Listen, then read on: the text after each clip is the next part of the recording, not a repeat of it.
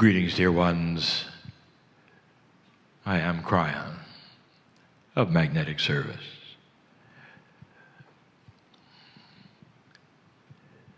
To identify the message, I just say, it is the fourth message we give to this group in this meeting series in Ottawa, in front of light workers who have experienced things perhaps they didn't expect. Perhaps some of those things were realizations that there's a bigger picture, a much bigger picture. Every small realization, discovery,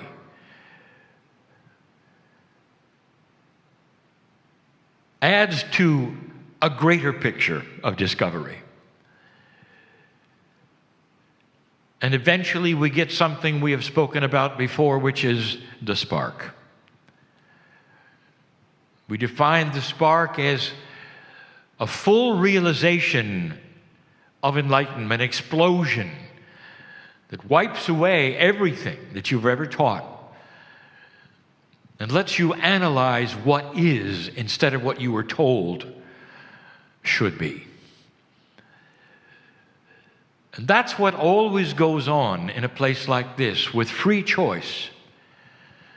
Each individual living their life finds themselves, again, with free choice to learn or not, to see or not, to feel or not. And dear one, it's always honored. There are those who have asked in the past about this,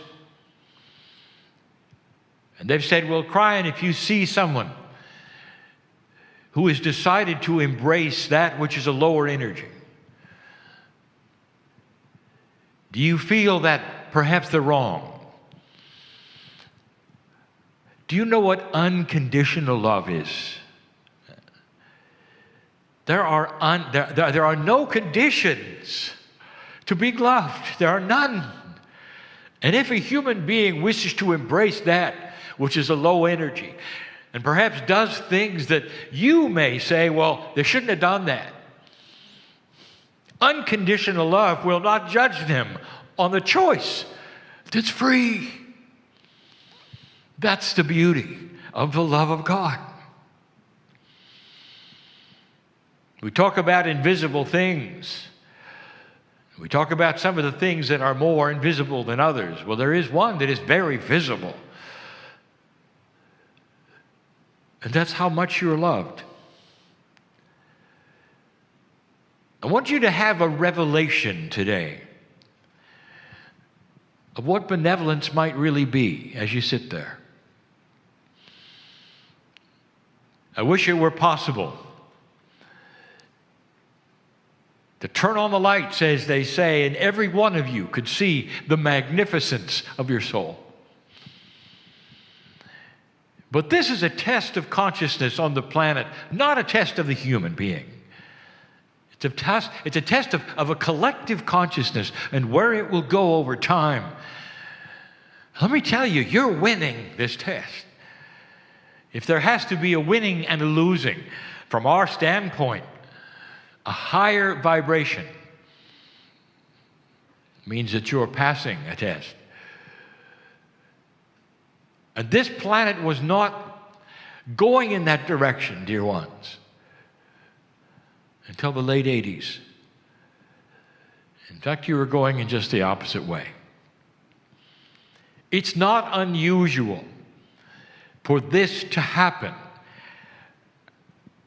And some of you will roll your eyes again when I say, you're not the first planet to have this happen. The one that seeded you, the group of 3 who seeded you, had this happen.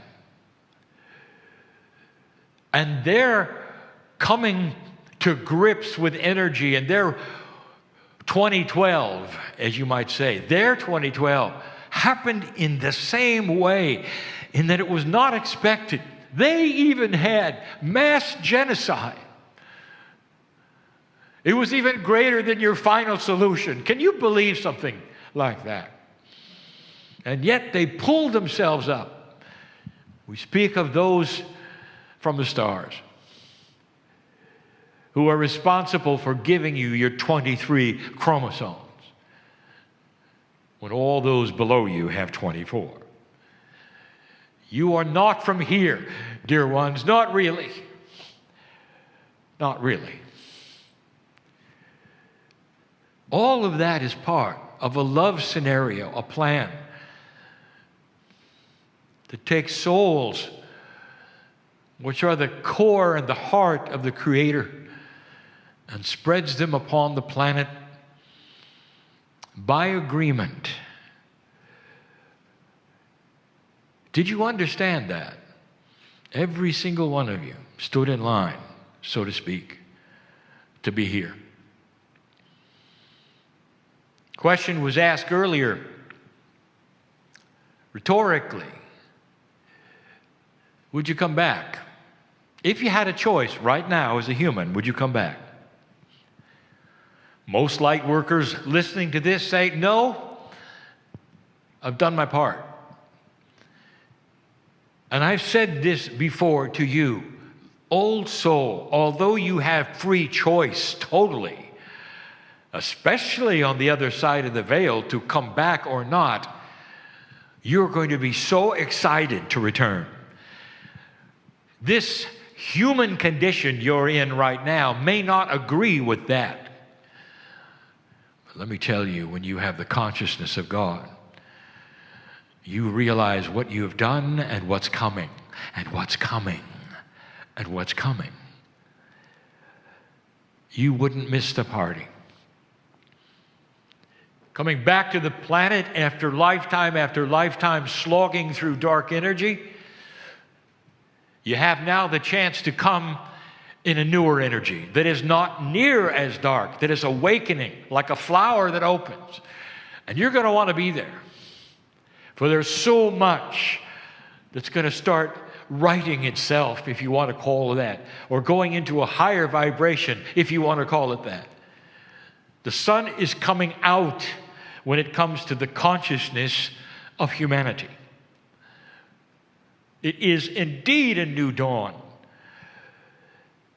These things happen not only slowly, but more difficult when you still are battling old energy.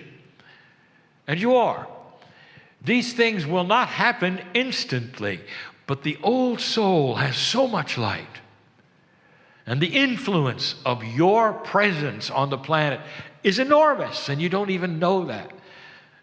Some of you say, well, all I do is go to work, and I come to the conventions, and I read, and I have coherent moments where I am in a way feeling the love of God, but that's all I do.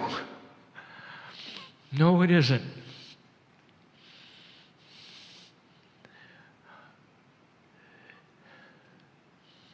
If you were a ship in the ocean and your compass was out and you were approaching shore and you saw a teeny light in the distance and you realized it was the lighthouse. A lighthouse that was guiding you into the bay, not on the rocks. And as you passed the lighthouse, you realized it was small. But oh, what a light it had. And then you realized that there were all manner of ships around you that had seen that light, were steering themselves into the safety of the shore. I said it again, dear ones, you never met the one in the lighthouse. You didn't even know their name. But all they did was sit there for years and show the light. This is that which is a metaphor of the old soul. You're unaware of what your presence does around you. You're unaware of those you'll never meet who see your light. You're unaware of your magnificence in the eyes of God. But the awareness is starting to reveal itself, not as a self-importance, dear ones, but of a wise old soul who starts to understand what they're doing, why they're here, and smile because of what they are creating around them. There are those who will never know you, who are affected by you. The coherence that you create together as old souls, thinking alike, with benevolent thoughts to those around you who need them, with prayers and benevolent thoughts to your government. All of that makes a huge difference, and you don't know it. Because that which is the consciousness of the old soul has dramatic, wise energy that broadcasts itself. That's why the town will change. And I speak of all the towns, of all those who would listen, who have similar groups of old souls who will return and continue. The love of God is bigger than you have any idea of.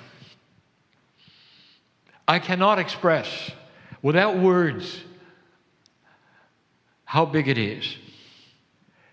And it's not that it's about the enormity of it. It's about the purity and the amount of depth that it has. Could you even sit and be saturated with the love of God? The love of the Creator. Not definable in your words, not definable as any of the energy that you've ever seen. I can only tell you stories or metaphors or give you an idea, even as you would give to your children, of the enormity of something. Comparing perhaps a ping pong ball to the sun. And even then the child won't understand because the child doesn't know how big the sun is. Not really. All they see is the ping pong ball. So I give you this. Love is universal. Every single human being knows what it is. And there are so many aspects to it. And it's beautiful. And as a human being, you do your best to emulate that which is good, but especially when it comes to love. When you love another person, another human being, and you really do, and you're really in love, no matter what they do, no matter what their faults are, no matter how long you're with them, you still look at them with the same eyes. And you love that which is their soul. And you smile when you think of their name, and you miss them when they're gone. And it's beautiful.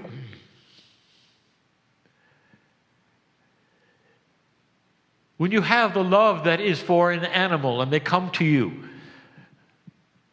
as small as perhaps a hamster, as large as a horse or an elephant, it's the same, and they feel it, and you feel it.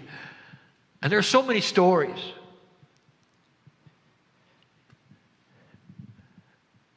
Of the man or the woman and their horse. And when they go into the circle and the horse trots over, so happy to see them, rubbing against them. It's a love affair. It doesn't matter how big or how small. It's a love affair. The animal knows it and feels it and returns it. It's unconditional to you. The mother who has the baby, even in her womb, saying, I'm going to do everything for you. my child, that I possibly can do. I'm going to love you beyond love. I'm going to do everything even beyond that what was given to me. I'm going to make your world special. And then when the infant emerges and you look at them eyeball to eyeball, Mom, for the first time, and your heart just opens and you weep with joy. Now, I just gave you the goodness of love, the best there is that humans can express. Now, I'm going to tell you something that's absolutely true. Another metaphor. What is the best thing you can do? I'm going to ask you. I want you to compare it with what God can do. God creates universes. What are you doing? And I say this because I will say the best you can do with love, that's the difference. God can create universes of love. How about you? And that is why so many times when we see those who try to humanize God and we say, you have no idea what you're doing. No, really. You trivialize the very essence of the creation of the universe when you say there's a war in heaven. Oh, how human of you. So take that enormity of love that I've just given you, and I want you to pull it in, if you can, to where you sit in the chair, whether you're listening to this someplace or whether you're sitting physically in front of me. And what I say to you, that is the truth. God loves your magnificence because in your soul is a part of it.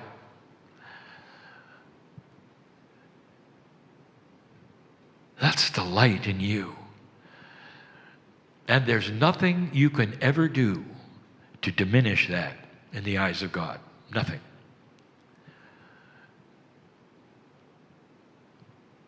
How does that feel? To know that your magnificence is seen by the Creator of the universe in such a pure way that you can never diminish it.